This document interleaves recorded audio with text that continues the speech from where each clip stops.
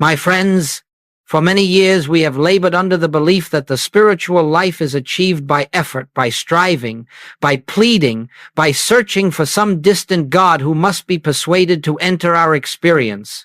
And yet, the entire spiritual path rests upon a paradox so profound that it overturns every one of these concepts. The moment you cease trying to make God act, God begins to reveal himself.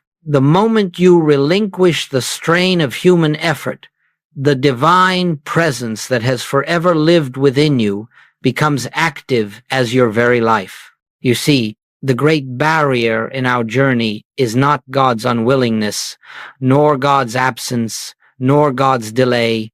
It is the simple fact that the human self insists upon doing what only the infinite can accomplish. We try to heal ourselves. We try to shape our supply. We try to direct our relationships. We try to improve our own nature through the machinery of the human mind. And in all of this trying, we unconsciously affirm that we are separate beings attempting to reach a God who is far away. This is the hidden belief behind every effort. But the infinite way was born of a discovery. God is not moved by effort. God is revealed in stillness. God is not reached by struggle. God is present in the quiet recognition that there is nothing to reach. The presence, the activity, the life of God is already where you are. It has been the fabric of your being since before time began. And so, I invite you to consider this paradox deeply. Nothing in your spiritual experience changes through effort, but everything changes the moment you release effort. Not as resignation, not as despair, but as the dawning realization that you are not the one who brings God into action. The Father within does the works. The presence functions of its own accord. The kingdom unfolds from within itself. Your part is simply to stop obstructing that flow with the noise of personal striving. This is the beginning of our journey today, an exploration of that sacred turning point in consciousness, the day you stop trying, and the wondrous activity of God that becomes visible. The instant personal will grows quiet.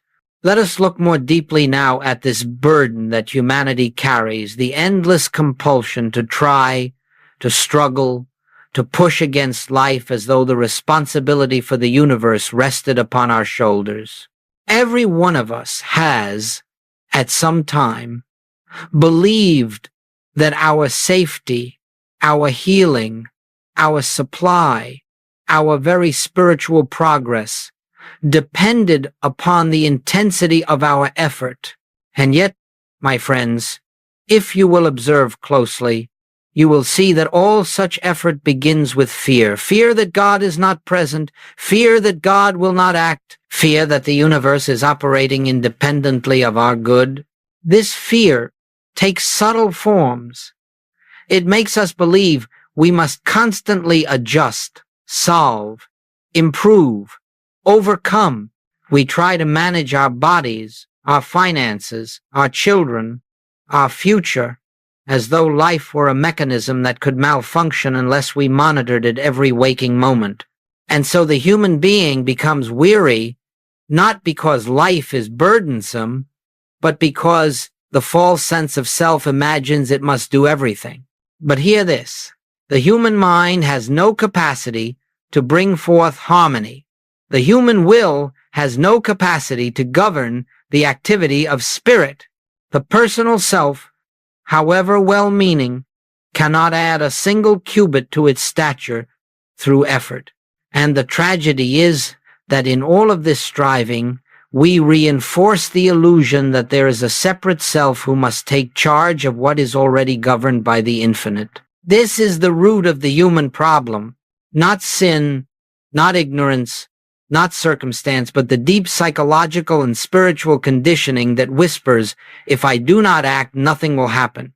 And in obedience to that whisper, the individual plunges into anxiety, trying to fix life from the outside, instead of entering the inner stillness where life is already whole.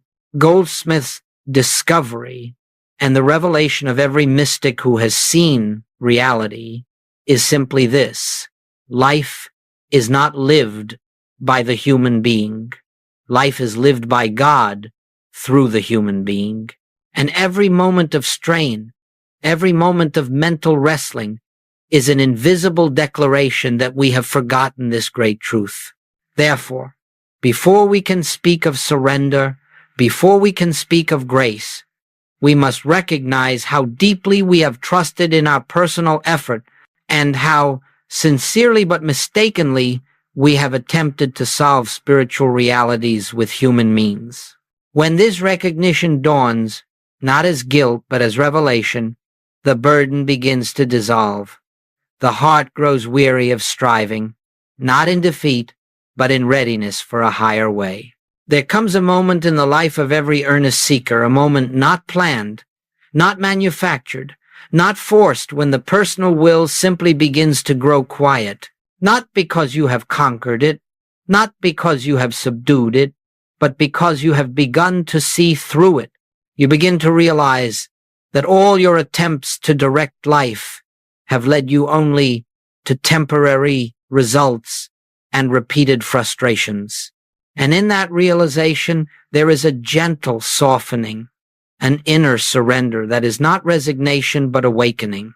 You discover, perhaps for the first time, that you are not required to run the universe. You are not required to sustain your body or your supply or your relationships through personal strength. You begin to sense an unseen activity, a presence that has always been moving quietly beneath the surface of things, waiting only for your silence, your non-interference, your willingness to let it be what it is.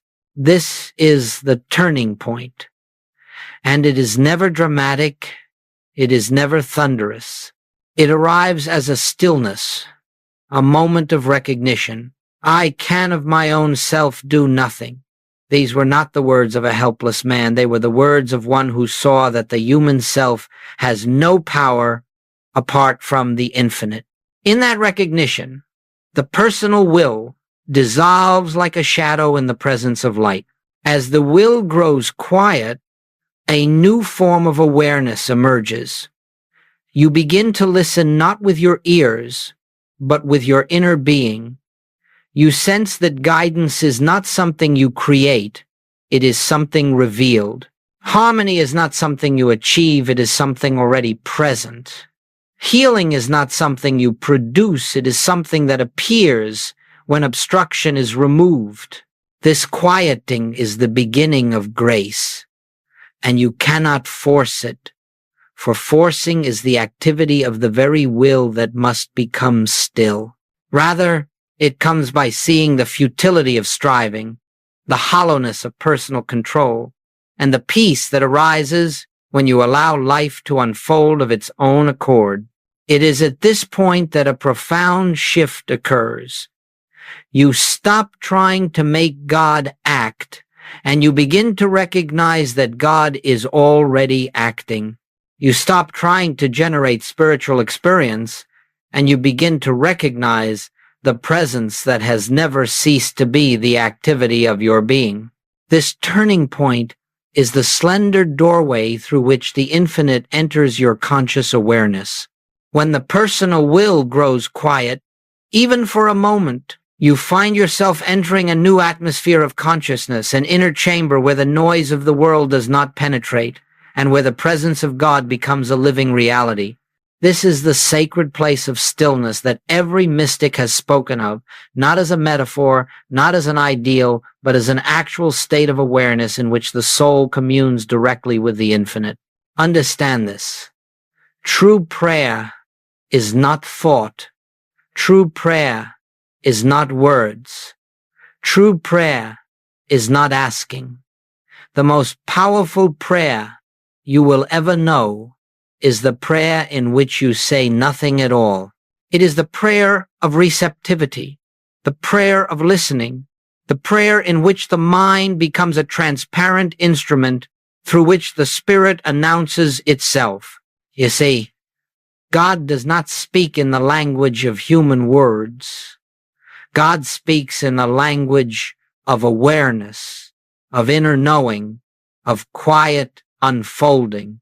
And you cannot hear that sacred language while the mind is busy pleading, affirming, visualizing, or attempting to direct the infinite according to its own desires. The human mind must become still, utterly still, before the activity of God can be felt.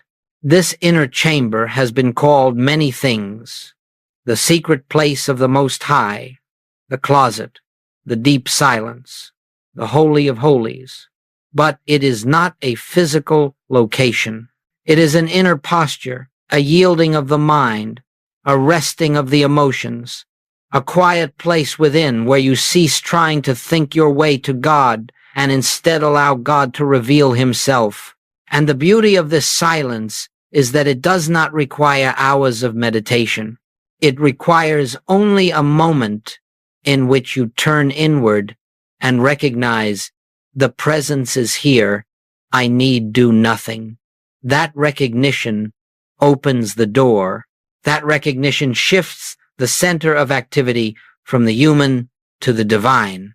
In this silence, you are not trying to change anything. You are not working on a problem. You are not seeking guidance. You are simply abiding in the awareness of God's presence. And in that abiding, something extraordinary happens. The divine activity begins to function without your thought, without your effort, without your direction. This is the secret of spiritual living. God is always speaking, always revealing, always unfolding. It is only the constant noise of human striving that prevents us from hearing. When you enter the silence not as escape, but as receptivity, you will discover that the infinite has been conducting the harmony of your life long before you ever knew it. There comes, in the life of every earnest seeker, a day that is unlike any day before it. It may not arrive with fanfare, and it may not come in the way you expect, but it is a day marked by a profound inner shift. It is the day you stop trying, not because you have failed, and not because you have given up, but because something within you has awakened to a deeper truth. The Father within does the work. On that day, you discover that your efforts have never been the source of harmony. Your prayers, your methods, your affirmations, sincere though they were, never produced the action of God. They only reflected your desire to reach what was already present. And in that realization, something releases. The tension goes out of your mind. The strain leaves your heart. You stop attempting to manage life, and you begin to perceive that life is managing itself through you. This moment is grace.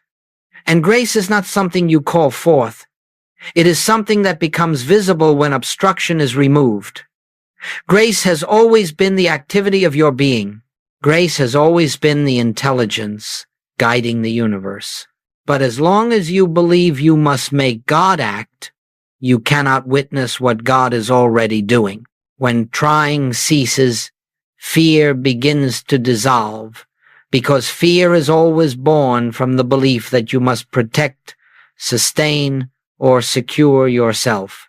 But when you realize that the infinite is the life of your being, fear has no foundation on which to stand. You feel a quiet certainty, a holy assurance that nothing real can be threatened and nothing true can be taken from you. In the moment of grace, you sense that God is not something you reach, but the very essence of your being, revealing itself. You recognize that every breath, every heartbeat, every unfolding event is moving according to a harmony that does not originate in human thought. And you discover a new way of living. You stop directing and begin witnessing. You stop pleading and begin listening. You stop fearing and begin trusting. You stop working from the outside and begin resting in the inner presence that needs no assistance from you. This moment of grace does not come as the result of effort, but as the cessation of effort. When the noise of striving falls silent, the gentle voice of the infinite is heard. And in that hearing, everything changes, not because you have changed conditions, but because you have awakened to the one who governs them all. This is the day you stop trying. This is the day God becomes visible, not as a distant power to be persuaded, but as the living activity of your own consciousness. Now let us look at why effort, sincere, devoted, dedicated effort, actually blocks the very grace we long to experience. This is one of the deepest revelations of the spiritual life, and until it is understood, a student can spend years circling the same mountains, wondering why prayers seem unanswered and why peace appears elusive. The reason is simple. Effort is always the activity of the separated self. Effort says, I must accomplish this. I must bring harmony. I must overcome this condition. And the moment you take that position, you have unknowingly placed yourself outside of the infinite, believing there is you on one side and God on the other. In that very belief lies the obstruction. You see, God is not something separate from you. God is the very substance of your being. God is the life, the intelligence, the activity of your consciousness. So when the personal self attempts to reach God, it is like a wave trying to reach the ocean. The very act of striving affirms a separation that never existed, and in that affirmation, grace is obscured, not withheld, but hidden behind the veil of your own self-effort. Goldsmith discovered a profound spiritual law. Any attempt to use God for personal ends separates the seeker from the experience of God. You cannot use truth because truth is not a tool, it is your identity. You cannot employ God to change conditions because God is not a power operating upon something outside itself. God is the one power, the one presence, the one reality.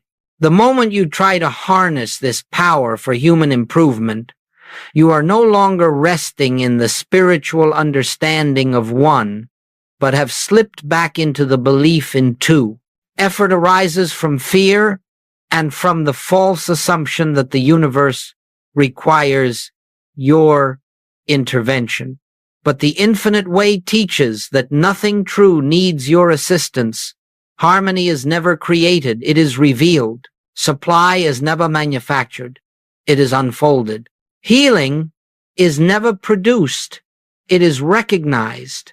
These are spiritual principles, and they function only when the mind becomes still enough to let the invisible act. The invisible law of the spirit is this: where the personal self acts, grace is silent. Where the personal self is silent, grace acts. And so, when you cease striving, you are not becoming passive, you are stepping aside so that the divine activity which has been present all along may become visible in your experience. It is not your effort that heals, but your surrender. Not your plans that prosper you, but your willingness to trust the unseen order of the universe. Not your strength that carries you, but the realization that the infinite is the life that lives you. And as this becomes clear, you begin to understand why the great mystics have always taught that the highest spiritual work is not doing, but recognizing the presence, recognizing the one, recognizing that God is the only activity, and therefore there is nothing left for the personal self to accomplish. Now that we understand why effort obscures grace, we can begin to explore what life feels like when the personal self no longer carries the burden of directing, controlling, and managing existence. When the striving ceases and the inner ear opens to the activity of the spirit, a new way of living begins, one that is marked by harmony, guidance, and quiet inner assurance. This is not the life you build. It is the life that unfolds through you when you make yourself an open avenue for the infinite. The first sign of this new way of life is that you begin to act from a center of peace rather than from fear. Decisions are no longer frantic reactions to circumstances. They arise gently from within, as though whispered by an intelligence deeper than your own. You find yourself responding to situations with clarity you did not cultivate, compassion you did not manufacture, wisdom you cannot claim as personal achievement. You recognize that something greater is living itself as you. Another sign is that problems lose their power to disturb you. This does not mean that appearances suddenly vanish, but your relationship to them changes completely.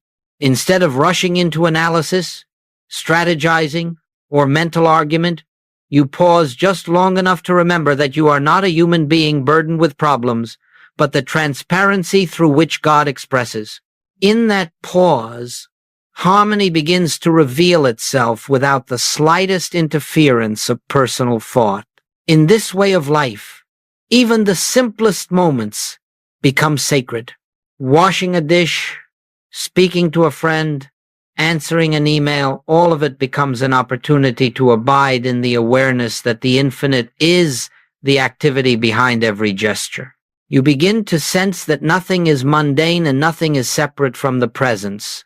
Every task becomes an act of devotion, not because you perform it for God, but because you perform it with God, as the living presence expressing itself. This daily life is not passive. It is deeply alive. It is alert, sensitive, responsive to the inner movement rather than the outer demand. You discover that you no longer must figure out your path. The path unfolds. You no longer must chase supply. Supply appears as needed. You no longer must manage relationships. Relationships begin to harmonize themselves when you meet every person from the consciousness of one. And as you walk in this new way, you notice something remarkable. Your effectiveness in the world increases, not because of greater effort, but because the source of all effectiveness is now functioning through you. The infinite way is not an escape from living. It is the deepest engagement with life, carried out from the center of God's activity rather than the strain of the personal will.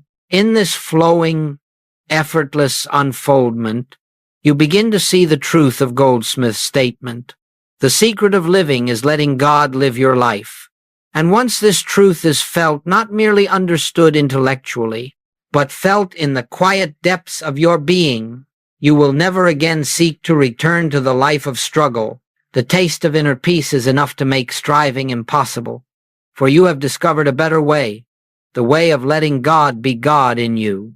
As you begin living from this inner stillness, without the burden of constant striving, something remarkable occurs. Life itself begins to reveal a harmony that was always present but long concealed by fear, effort, and personal will. And the evidence of this surrender does not come through dramatic miracles or sudden outward changes, though such things may happen. The true evidence appears quietly, gently, as if life were redeeming itself from within. The first and most unmistakable evidence is the disappearance of fear, not because conditions have changed, but because your sense of identity has changed. When you no longer see yourself as a vulnerable creature struggling in a chaotic universe, but as the expression of the infinite, fear loses its foundation. You discover a peace that does not depend on circumstances, and this peace becomes the atmosphere in which you live. Then you notice that relationships begin to soften. People who once seemed difficult no longer evoke the same reactions within you. You meet them not with personal judgment or memory, but with the recognition of the same presence that lives in you. And because you see differently, they respond differently, not by your manipulation, but by the silent influence of the consciousness you now embody. The world begins to meet you according to your realization of oneness. Another evidence is that solutions appear without struggle. A problem that once consumed your mind shows a way forward at the moment you release it into the silence. Supply that you once chased now flows naturally. Opportunities arise that you never planned. These are not coincidences. They are the outward signs of an inward shift. When you cease trying to control life, the divine order becomes free to manifest through the avenues prepared for it. Healing, too, begins to unfold, not necessarily as instantaneous transformation, though that is possible, but as the gradual revelation that the life within you has never been sick, never broken, never incomplete. The healing does not come because you worked on the condition. It comes because you stopped believing that the condition had power. Grace reveals what has always been true. The Spirit of God within you is whole, and therefore wholeness must appear in your experience. As this surrender deepens, you begin to realize that nothing in your outer world is separate from the activity of your inner being. Life becomes a mirror reflecting your consciousness. When you abide in peace, peace appears around you. When you abide in quiet trust, the events of your life begin to move with quiet order. When you abide in the awareness of God's presence, you find that God's presence meets you in every place you walk. And so the evidence of surrender is not something you create, but something you witness.